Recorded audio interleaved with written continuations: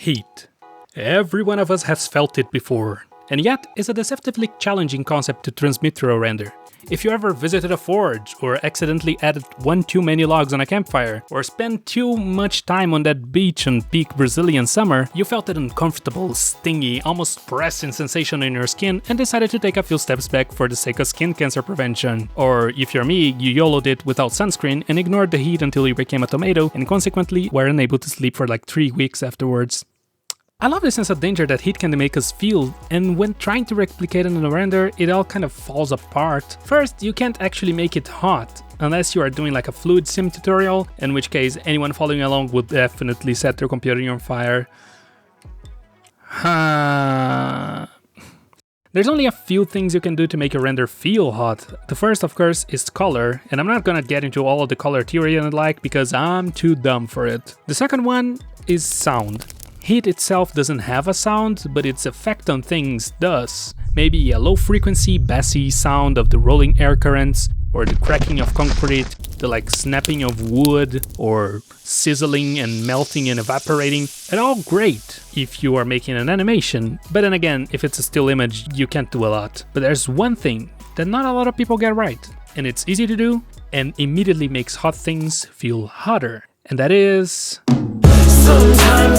Okay, that joke is not worth getting a copyright strike for. Anyway, heat distortion is one of the best ways to sell heat through a picture. So let's discuss a few ways to add heat distortion into your render.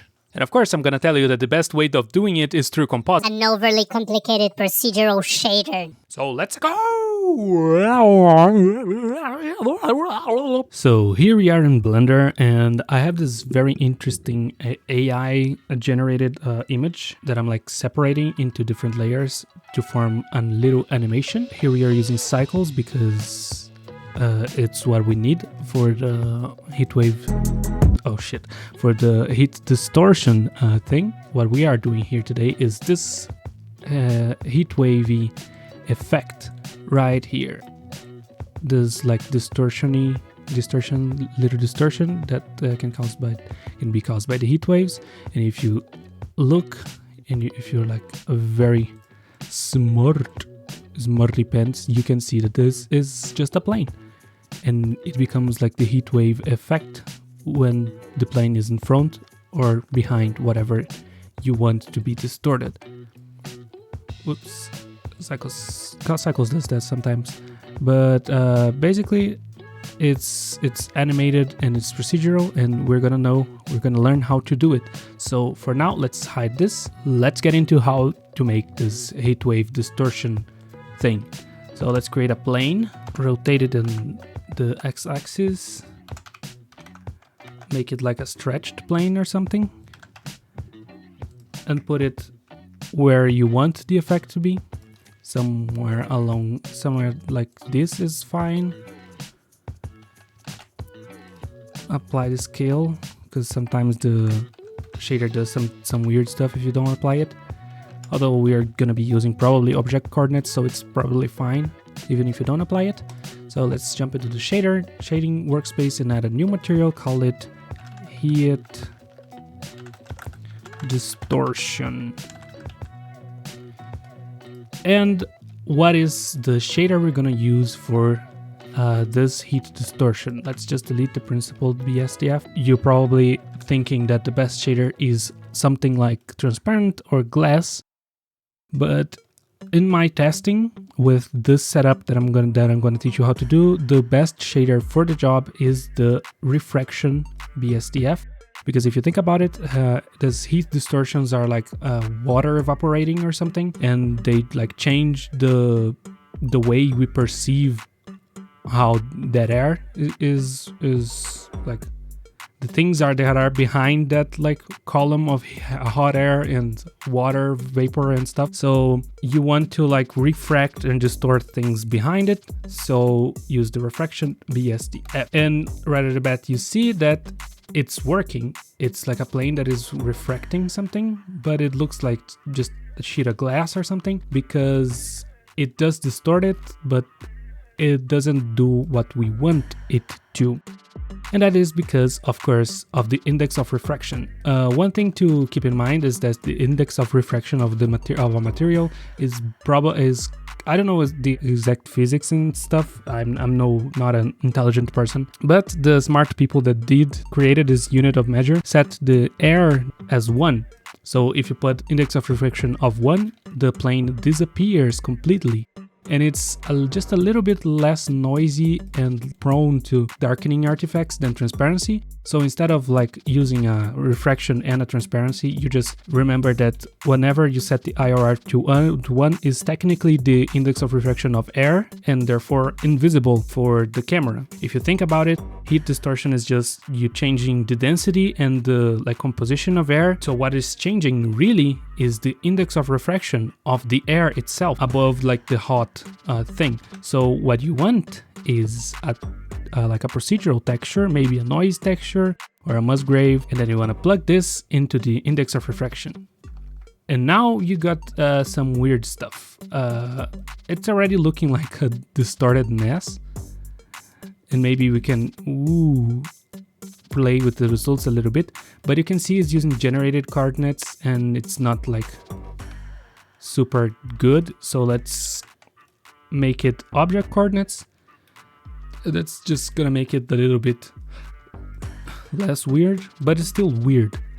So how do we solve this? That is very simple. We add a where is it? Converter color ramp. We can add a color ramp to like. So this is the noise that we're seeing. This is like the very tiny noise patterns that we are seeing. So let's try something like 2, increase the detail maybe to like 6, and the distortion, let's go back to 0. So the way it works, like this color ramp is gonna work, is the value is whatever value you would put here, right? So you're using like an RGB-A or hue saturation value scale. You would want this value here to be 1, where you want the plane to be transparent, and anything lower or higher than 1 will result in distortion. So what you want is the very middle, like 0.5 here, having a value of 1, and then the two extremes having a value of 1 point any number or 0 point any number. So I'm gonna put this like 1.2, the very and this I'm gonna put the value at like 0.8 or something, and this is gonna create a very slight, like almost invisible little pattern. But if you look through it through the refraction shader, it is finally starting to look like a heat wave of sorts. So if you use like this 4D and animate the W value, W, you can see that it's distorting, right? You can use this to simulate the water surface distortion on things. Although if you have to simulate water distortion, you generally will be like rendering water anyway instead of just this setup. But if you point the camera upwards and have like a animated character above it, this is a very decent way to like simulate being underwater.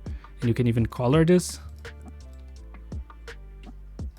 So now it's like, instead of heat wave, is like a water surface and you're looking down, and then you animate. Yeah. So, but what we want to do here is heat wave. So let's go back. You leave the refraction transparent, and this is basically the effect. So how do we make it like animate and rise and stuff? Because right now it's stopped and it changes a little bit, but because it's just because the camera is moving. What we can do is get our texture coordinates node, and if you are, and you can use a bunch of different textures. You can use, for example, generated or normals or UV. In this case, UV is probably the best one. So let's get a separated XYZ because this is just a plane, right? So the Y axis is gonna be the up to down axis, right?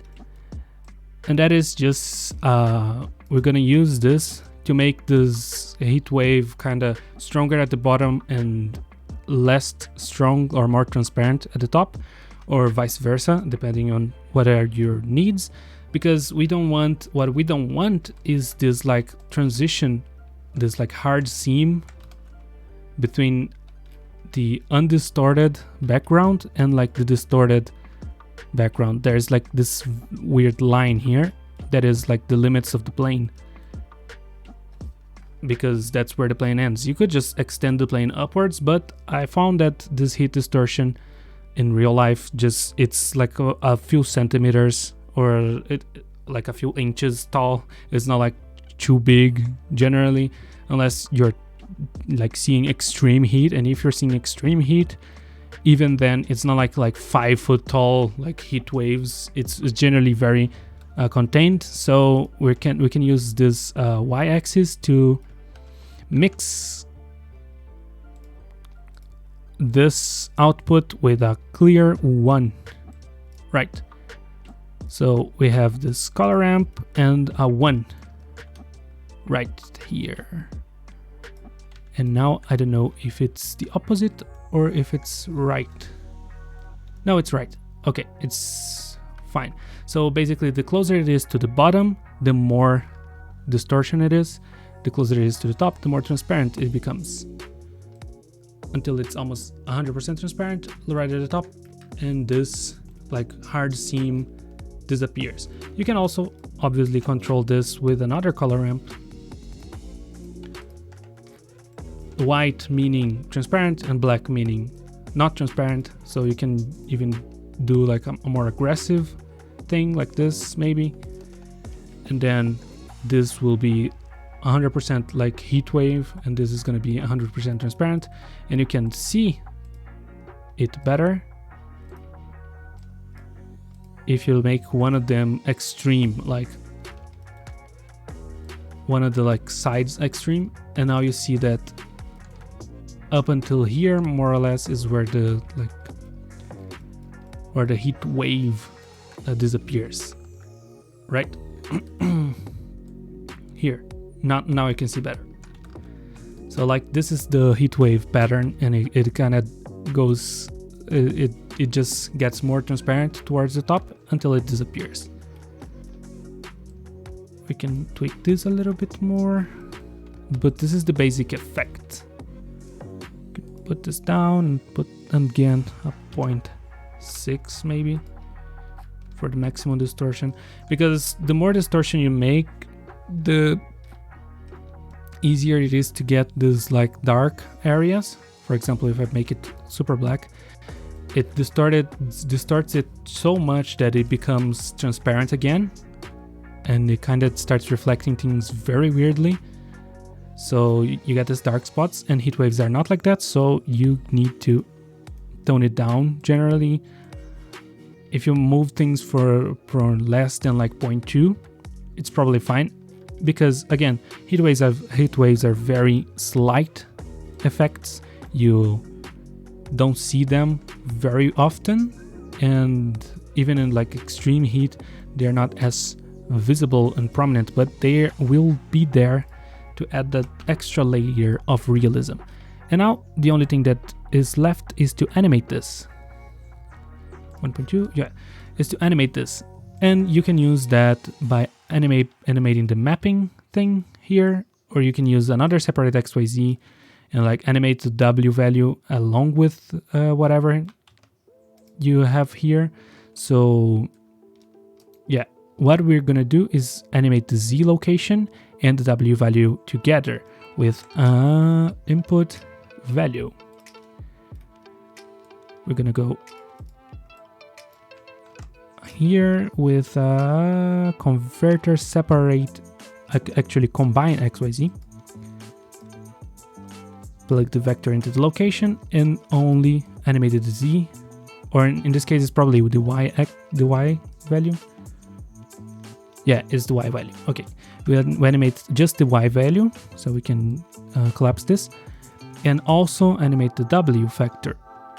And here we're gonna have to do converter math and like divide this, because if you like, let's see, if you use the same value for both of them, the W value will kind of take over, because it's the seed changing or something, and it's gonna be way more noticeable that it's like popping in and out of existence, like the noise patterns are like popping in and out of existence, instead of the more subtle effect of the heat rising. So we want to divide this by something big, so that the going up motion is more noticeable than the noise patterns being created and not. If you divide it by 1, for example, and then put it up, it kind of rises, but it also like has this motion attributed to the Y value way more than it rises, right? So maybe divided it by 4 or 5 is probably a good value. Yeah, because the noise pattern keeps changing but also going up, and it kind of resembles like the smokiness distortion pattern. And then you can animate this value by just using something like a hashtag frame something, but my keyboard's broken, so I can't add anything here.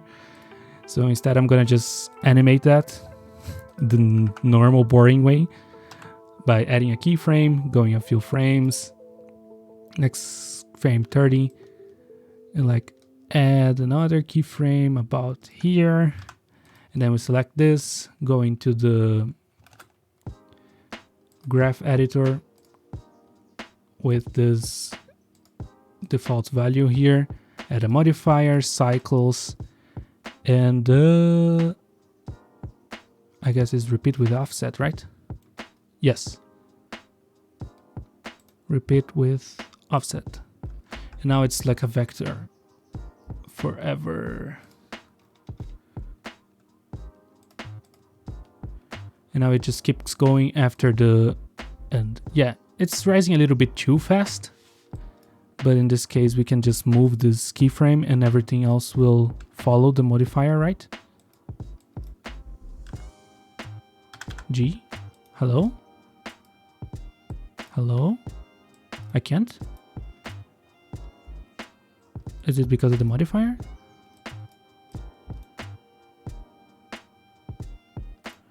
Well, whatever, I can just divide that by 2. Yep, it's because of the modifier. Why is it not like interactive? I was pretty sure that this was working before and I changed the value before. Oh well, it's much more easier to just do a hashtag frame divided by whatever, and it's gonna become a driver and it's gonna go forever with the like the scene. The scene changes. I don't know why this is not working and why my panel here is not showing the modifiers again. It just, I don't understand the graph editor, and I should, because I use like Blender for years now.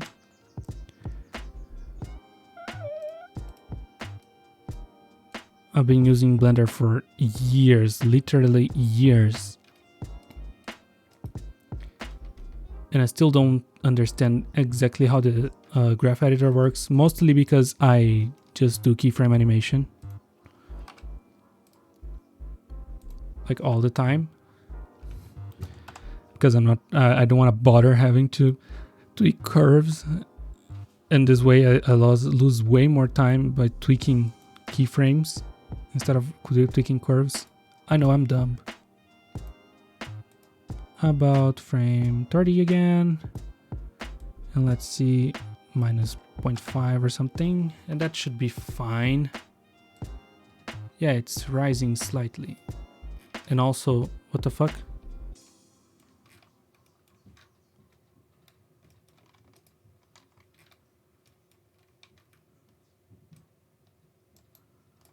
Why is it so tiny? Oh, it's the Y thing. It's because I'm using object coordinates for the noise and UV coordinates for the thing. Yeah, I just use the same coordinates for both of them. Actually. But this means that it's gonna go up as well, right? Yeah. No, this needs to be fixed.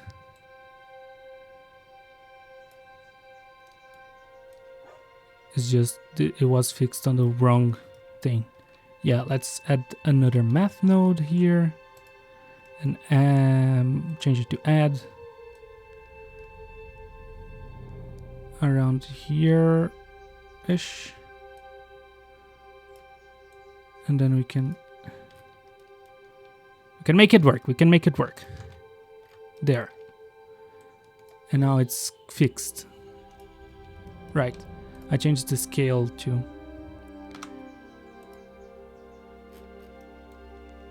Oh, it's because it changed the thing to UV. It should be object.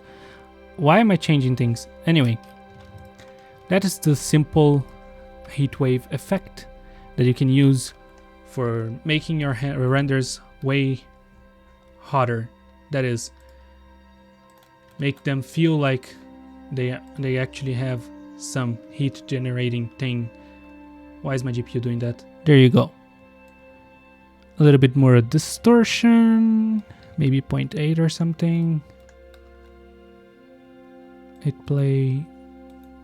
Yeah, kinda. Yeah, I think that's fine. So this is a very like delicate effect, very like very much simple and very much subtle, but it works in giving some like interesting things, like some interesting animation. For example, this is just like a couple planes, right, with a texture made by an AI, but it kind of feels a little bit more alive when there's heat distortion, like wobbling things, and it kind of feels a little bit more 3D and a little bit less like just cut out with some perspective added, even though it is. So that's it for this tutorial. It's a very simple way with like less than 10 nodes or something to make heat waves, heat distortion. If you liked this video, give it a like. If you disliked it, well, sorry. I'm sorry YouTube recommended you this, but hey, if you found it even a little bit entertaining, why don't you comment below and subscribe and I don't know, support me on Patreon or join my Discord. The link's in the description. Yeah. Bye.